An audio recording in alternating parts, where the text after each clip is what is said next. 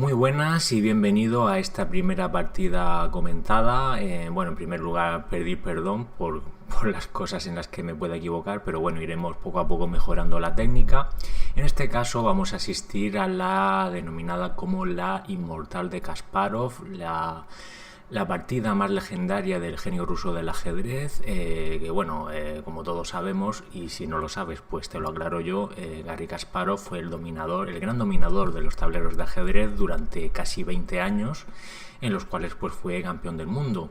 Y enfrente en esta partida pues tenía al búlgaro Veselin Topalov, que tampoco era moco de pavo porque acabaría a la postre siendo también campeón del mundo.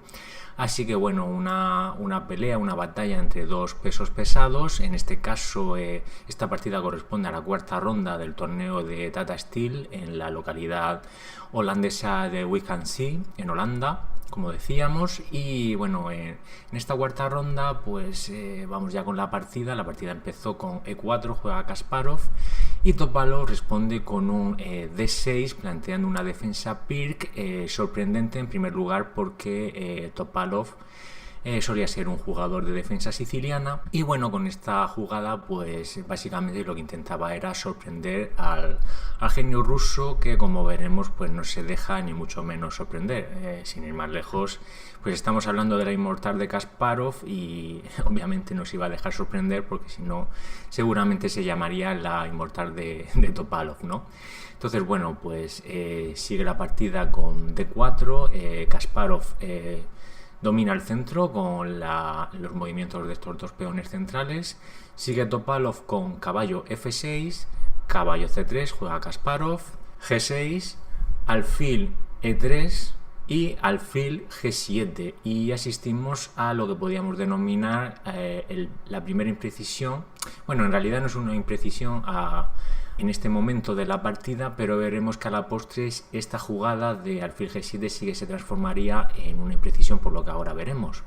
Kasparov mueve su dama a D2 y vemos que ha preparado una batería con alfil más dama en esta diagonal, que plantea un ataque contra el alfil el alfil negro que se encuentra en G7, planteando con la jugada futura alfil H6 un intercambio de alfiles.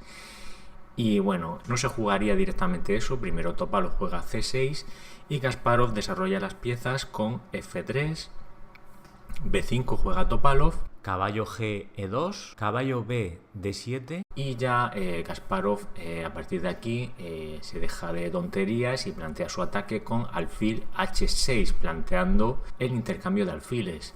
Topalov cambia el alfil por H6. ¿Y por qué decíamos que era una imprecisión? Pues porque si nos damos cuenta, Topalov ha movido dos veces el alfil, primero a G7 y después a H6. Son dos movimientos del alfil, ha perdido un movimiento y no necesariamente en una partida de alto nivel, sino que en cualquier partida puede ser que un movimiento perdido pueda ser determinante, ¿vale? Y a estos niveles pues más todavía. Kasparov se zampa ese alfil en H6, dama por H6, alfil B7. Como la dama de Kasparov se encuentra en la casilla H6, es implanteable ahora mismo el realizar un enroque corto, con lo cual Topalov intenta liberar el flanco de dama para plantear a futuro un enroque largo.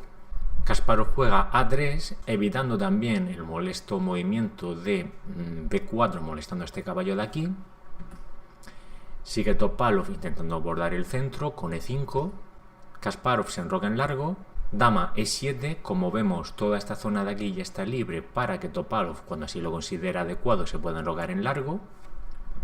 Continúa la partida con rey B1. Como vemos, esta jugada es bastante profiláctica porque tiene dos objetivos. Por un lado, el rey siempre va a estar más seguro en B1 que en C1, por eso pues también se dice que el enroque largo son dos jugadas: la jugada del enroque en sí y luego mover el rey una casilla más. Y luego aparte, la segunda jugada que está planteando Kasparov es que como esta casilla A5 en campo enemigo ha quedado débil, pues posiblemente no, se abre la posibilidad de unos saltos del caballo que llevarían este caballo que se encuentra en E2 a C1, luego a B3 y luego a A5, dominando esta casilla que si asumimos que es muy probable que Topalov se enroque en largo, pues puede plantear una seria presión sobre el rey enemigo a futuro. La partida continúa con A6. ¿Por qué juega esta jugada Topalov? Pues porque de esta manera libera el peón de C6 de la protección del peón de B5, que si no estuviera protegido y si quisiera avanzar este peón a C5, el caballo podría zampárselo. La partida continúa con caballo C1, empieza el movimiento este que mencionábamos del caballo, y Topalov efectivamente se enroca en largo. Caballo B3, Kasparov sigue moviendo su caballo hacia la casilla A5, E por D4, torre por D4 y la jugada que vaticinábamos con anterioridad. Kasparov retira su torre a D1. Mueve Topalov, caballo B6 y ahora Kasparov avanza el peón de G, G3 y bueno, esta jugada parece bastante inofensiva pero no lo es en absoluto porque como vemos este alfil aquí en F1 pues en realidad no tiene ahora mismo buenas casillas y además bueno tampoco está completado el desarrollo que como sabemos consiste también en poder comunicar las dos torres pero habiendo movido este peón a G3 se plantea la posibilidad de que a futuro Kasparov pueda mover su alfil a la casilla H3 y como vemos aquí se tiene una amplia diagonal que podría plantear serias amenazas contra el rey enemigo. Topalov lo ve y apartó su rey directamente a B8 y Kasparov mueve su caballo como decíamos a A5 amenazando al alfil que se encuentra en la casilla B7. Topalov no quiere intercambiar ese alfil por el caballo porque bueno es un buen defensor así que lo retira a 8. Y bueno, de todas maneras, aunque Topalov ha movido el rey a B8, Kasparov decide plantear su ataque de alfil porque como vemos esta diagonal tan amplia dominada por este alfil, como veremos acabará siendo determinante en posibles variantes futuras, sobre todo por el dominio que ejerce sobre la casilla C8. Topalov continúa con la jugada D5 y Kasparov mueve su dama a F4 planteando un jaque y bueno, Topalov la única jugada razonable que puede hacer es mover su rey a 7 y como vemos tenemos aquí un doble ataque, la dama controlando esta diagonal y el alfil controlando esta diagonal. ¡Qué maravilla! ¡Qué control de Kasparov! Torre H, E1 y es una jugada que tiene muchísimo veneno, esta torre E1. ¿Por qué? Porque se plantean posibles escenarios de descubiertas, porque como vemos esta torre ya plantea unos rayos X con la dama negra situada en E7. La partida continúa con D4, Topalov quiere cerrar la posición con esta jugada. Y ahora viene una muy buena jugada de Kasparov con ese caballo de 5. Y bueno, este caballo pues debe ser eliminado. Pero ojo, que este caballo de aquí no puede ser comido por cualquier pieza. Porque por ejemplo, si fuera comido con el alfil de A8, alfil por D5, luego vendrían las jugadas E por D5, se encuentra amenazada la dama y vemos que ahora la dama no tiene buenas casillas de escape. Quitando la casilla F8, que bueno, podríamos decir que es descartado automáticamente porque plantea un escenario en el cual Kasparov es un claro dominador. Tampoco puede moverse a B7 porque esta casilla se encuentra dominada por el caballo blanco.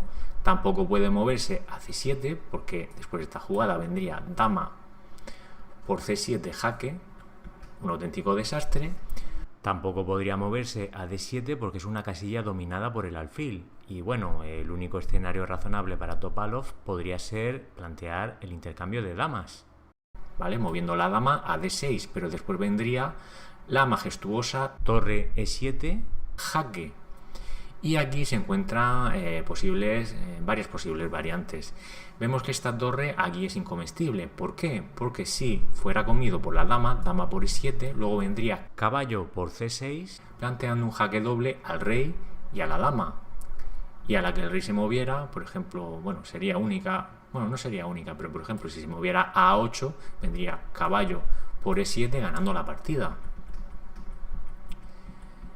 Tampoco se podría comer con el caballo que se encuentra en F6. Si se comiera con el caballo de F, caballo F por D5, seguiría la secuencia E por D5, llegaríamos a una situación muy parecida a la de antes, en la cual la única jugada razonable de la dama sería dama D6 planteando un cambio de damas, pero luego llegaría dama por F7 jaque y una vez se moviera el rey a B8 vendría torre E6 atacando a esa dama Y bueno, aquí realmente ya el jugador negro está en un serio problema, porque si por ejemplo la dama se retirara a C7, vendría torre E7 y a cualquier movimiento que hiciera la dama, por ejemplo dama D6, ya la torre entraría en B7 y bueno, el único movimiento que podría hacer aquí el negro sería zamparse esa torre con el alfil, alfil por B7, pero luego vendría dama por B7, jaque mate. Con lo cual, pues bueno, hay distintas variantes, no vamos a estudiarlas todas, pero en esta posición de aquí, la única jugada razonable para el jugador negro es comerse el caballo con el caballo de B, caballo B por D5. La partida sigue con E por D5, Topalov intenta intercambiar las damas con la jugada dama D6, y ahora viene uno de los momentos estelares de la partida. Kasparov tiene una secuencia en su cabeza y juega torre por D4, se come el peón existente en D4 y plantea un sorprendente sacrificio de torre.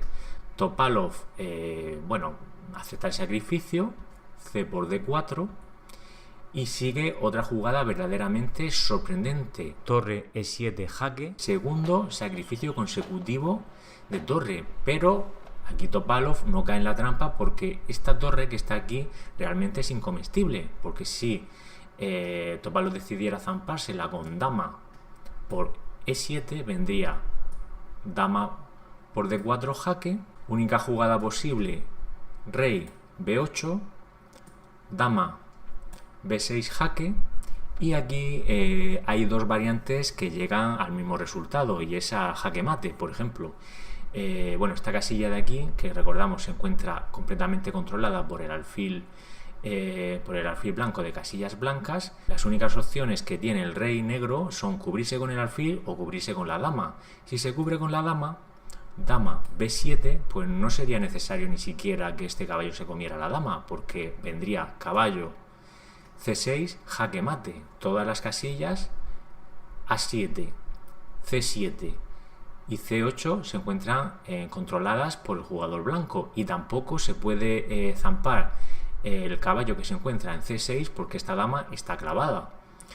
Con lo cual esa sería la variante si Topalov decidiera cubrirse con la dama, pero es que si se cubriera con el alfil ocurriría algo muy parecido. Llegaría caballo C7 jaque, y ahora que el rey se moviera a 8 única, vendría dama A7 jaque mate. Con lo cual, en esta situación de aquí vemos como efectivamente esa torre es incomestible. ¿Y qué juega Topalov? Juega rey B6. Kasparov continúa aquí su ataque con dama por D4 jaque, y bueno, en la partida Topalov jugó rey por A5, zampándose ese caballo que se encontraba desprotegido en A5. En realidad solo tenía aquí dos posibles opciones, quitando la fila 7 que se encuentra dominada por la torre. Los únicos movimientos que podría hacer Topalov sería el mencionado rey por el caballo, rey por A5, o bien cubrirse con la dama. ¿Por qué Topalov decide no cubrirse con la dama? Porque a dama C7, este caballo de aquí que se encuentra en F6 quedaría sin protección, con lo cual Kasparov podría zampárselo, dama por F7. Y por ejemplo, cualquier otra jugada, si por ejemplo Topalov decidiera recuperar el caballo perdido moviendo el rey a A5, rey por A5, vendría luego B4 haciendo un pinchito, un ataque doble a rey y dama. Y a la que el rey se moviera, única jugada posible sería A4, no haría falta ni siquiera comerse la dama negra, sino que vendría dama por A6, jaque mate. Y aquí, pues si de nuevo, en lugar de comerse el caballo, volviera de nuevo a intentar cubrirse con la dama, con dama D6, vendría la brillante jugada alfil E6, que gana en todas las variantes. ¿Por qué? Porque si por ejemplo F por E6, vendría torre por E7 ganando la dama. Si por ejemplo en esta posición de aquí Topalov decidiera zamparse el caballo con rey por A5, luego vendría la jugada B4, y si el rey se moviera hacia atrás, rey B6, vendría de nuevo la jugada dama D4 jaque, y la única jugada aquí posible sería dama C5, a lo cual seguiría dama por C5 jaque mate. Con lo cual vemos que en esta posición de aquí la única jugada razonable sería rey por A5. Kasparov mueve b4 jaque, única rey a4, dama c3, planteando un jaque mate al amenazar esta casilla. Si Topalov permitiera, zampándose por ejemplo esta torre de aquí, que la dama blanca se moviera a b3, esto sería jaque mate, con lo cual Topalov lo evita con la jugada dama por d5. Aquí hay dos posibles alternativas, pero por ejemplo la otra alternativa, que es comer con el alfil, no funcionaría. ¿Por qué? Porque si hiciera por ejemplo alfil por d5, luego vendría rey b2, y a la que Topalov hiciera cualquier otro movimiento, por ejemplo zampándose la torre en e7, dama por e7, vendría dama b3 jaque, única sería alfil por b3 y luego vendría c por b3, jaque mate de peón. Con lo cual, en esta posición de aquí, la única solución que puede hacer Topalov es comerse el peón de d5 con la dama por d5. Y ahora cuidado con que esta jugada b2 no funcionaría, porque a rey b2 vendría luego la jugada dama d4, haciendo imposible que Kasparov pudiera evitar un cambio de damas. Ya la dama pues tendría que intercambiarse con esta obligatoriamente al estar en la diagonal de la dama negra. ¿Qué juega ahora Kasparov? Torre a7, planteando una nueva amenaza. Igual es esa amenaza, zamparse el peoncito que se encuentra en a6 y de nuevo que fuera jaque mate. ¿Cómo lo evita Topalov? Moviendo su alfil a b7.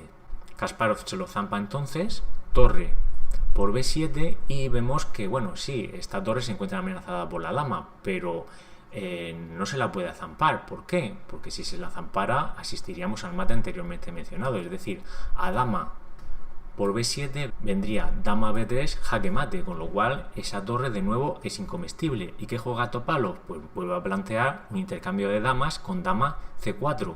¿Cómo lo evita Kasparov? Pues zampándose el caballo que se encuentra en f6, dama por f6. Y bueno, en esta posición de aquí Topalov juega rey por a3, intentando abrirse paso hacia la parte inferior del tablero. Dándole muchas vueltas, vemos que también hay una posible alternativa que consiste en jugar su torre d1, planteando un jaque al rey, que la única jugada posible que tiene es rey b2, y ya a partir de aquí sí que se fuerza obligatoriamente el cambio de damas con la jugada dama d4 jaque, porque estaría amenazado el rey en b2 y la dama en f6, y lo único que podría hacer Kasparov es zamparse esa dama en d4, a lo que vendría torre por d4. Y como vemos, en negro tiene 5 peones y 2 torres contra 6 peones, un alfil y una torre, una cierta ventaja en la posición. Pero ¿por qué Topalov no opta por esta alternativa, por esta variante? Pues porque, como vemos, aunque tiene aparente ventaja de material, el rey negro se encuentra realmente atrapado, no puede moverse, y entonces a una jugada como por ejemplo torre a7 ya forzaríamos a que una de las dos torres estuviera obligada a defender el punto a6, tendría que mover torre d6 y bueno, perdería una torre para los posibles movimientos, porque a la que se desprotegiera este punto de aquí entraría la torre y haría jaque mate. Y entendemos que, bueno, maniobrando un poquito con el alfil, la posición se volvería realmente complicada para Topalov, que aunque en alguna variante a lo mejor se pudiera escapar, pero entendemos que él lo veía bastante complicado y decidió abrir la partida con esa jugada que mencionábamos. Es decir, en vez de mover la torre a d1 para hacer jaque, lo que decidió fue comerse el peón de a3, rey por a3. Kasparov continúa con su ataque, dama por a6 jaque, y Topalov continúa zampándose esos dos peones que tantos quebraderos de cabeza le había ocasionado, comiéndose el peón en b4, rey por b4. Y ojo que ahora viene otra jugada realmente brillante de Kasparov, c3 jaque. Este peoncito que estaba aquí olvidado en c2 ahora juega un papel fundamental amenazando al rey. Y ojo que la jugada de Topalov debe ser realmente fina, dejando para el final las variantes en las cuales nos comemos el peoncito que se encuentra en c3. Solo tiene dos movimientos posibles, que son rey b3, a lo cual vendría torre por b5 jaque, y bueno, la posición del rey pues sería realmente bastante mala. ¿Qué otra alternativa tiene aquí Topalov? Pues mover el rey a C5, pero seguiría automáticamente la jugada torre C7 jaque ganando la dama, que se encuentra detrás del rey, con lo cual esa jugada tampoco es razonable. Y luego entramos en las variantes en las cuales pues el jugador negro se come el peón de C3, pero ojo, que no puede ser comido tampoco por la dama, porque entonces seguiría la secuencia dama por B5, jaque, y bueno, si el rey, por ejemplo, bueno, sería única la jugada, tendría que jugar rey A3, luego vendría torre A7 jaque, y a la que se cubriera con la dama, dama A5, vendría torre por A5 jaque mate. Con lo cual vemos que en esta posición de aquí la única jugada posible sería comer con el rey el peón de C3, rey por C3. A lo cual, bueno, Kasparov siguió en las suyas, dama A1 jaque. Única jugada razonable sería mover el rey a D2, porque si por ejemplo lo moviera a D3 vendría un definitivo alfil F1 jaque ganando la dama. Con lo cual, ¿qué es lo que hace Topalov? Mueve el rey a D2, a lo cual continúa dama B2 jaque, el rey se mueve a B1 y luego otra jugada realmente brillante de Kasparov. Alfil, este alfil que estaba en H3 desde aquellas jugadas del inicio que parecía realmente olvidado, viene a dar la machada con la jugada alfil F1, amenazando la dama. Y ojo, que este alfil de aquí es incomestible. ¿Por qué? Porque si Topalov no se diera cuenta, obviamente sí se dio cuenta, pero si no se diera cuenta y se lo zampara, vendría luego la secuencia forzada de dama C2 jaque, única sería rey E1, torre E7 jaque, y a la que se cubriera con la dama en E2 vendría dama por E2 jaque mate. Con lo cual este alfil que se encuentra en F1 es incomestible. ¿Y qué hace Topalov? Pues intenta contraatacar al bueno de Kasparov con la jugada torre D2, atacando a su dama, pero Kasparov, lejos de amilanarse aquí, ¿qué es lo que hace? Pues dice, tú me atacas la dama, pues yo lo que voy a hacer es clavarte esa torre. ¿Y cómo juega? Torre D7, clavando esta torre. Y ojo, que ahora cualquier variante diferente de la que jugó Topalov pierde, porque por un lado esta torre de aquí se encuentra ya desprotegida, y por otro lado cualquier otra variante pues llevaría a un resultado nefasto. ¿Y qué hace? Pues zamparse directamente en la torre que se encuentra en E7, torre por E7, pero acaba perdiendo la dama también. Alfil por C4, B por C4 y ahora sí dama por H8. Y como vemos ahora se tiene una situación de partida en la cual, obviando los tres peones de aquí, se tiene torre y peón contra la dama blanca en clara ventaja de superioridad blanca. La partida continuó con torre D3, dama A8, C3, intentando pues de alguna manera buscar sus posibilidades para coronar ese peón. Sigue Kasparov con la jugada dama A4 jaque, rey E1. Kasparov se cubre de perder este peón, lo mueve a C4, F5 juega el búlgaro, rey C1, torre D2, y ante esta jugada dama A7 Topalov decide abandonar, porque en cualquier variante pierde. Por ejemplo, esta torre no puede comerse el peón de H2, que parece desprotegido, porque si se lo comiera luego llegaría la secuencia dama G1 jaque y único sería rey E2 y vendría dama por H2 jaque ganando la torre y a la postre la partida. Con lo cual, como decíamos, en esta posición de aquí ya el búlgaro decide dejar de sufrir y abandonar. Una partida realmente legendaria, con un planteamiento brillante.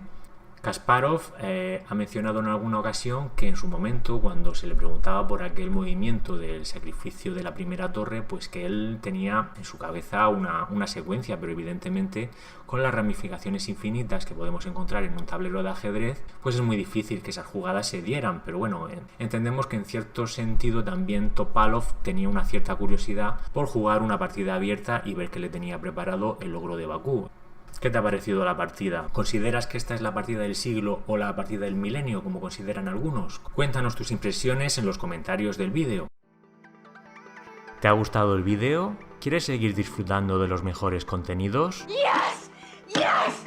Yes! Dale like, suscríbete al canal y activa la campanita para recibir las notificaciones. And you have to do it. También puedes seguirnos en nuestras redes sociales, Facebook, Twitter e Instagram. ¡Hasta pronto!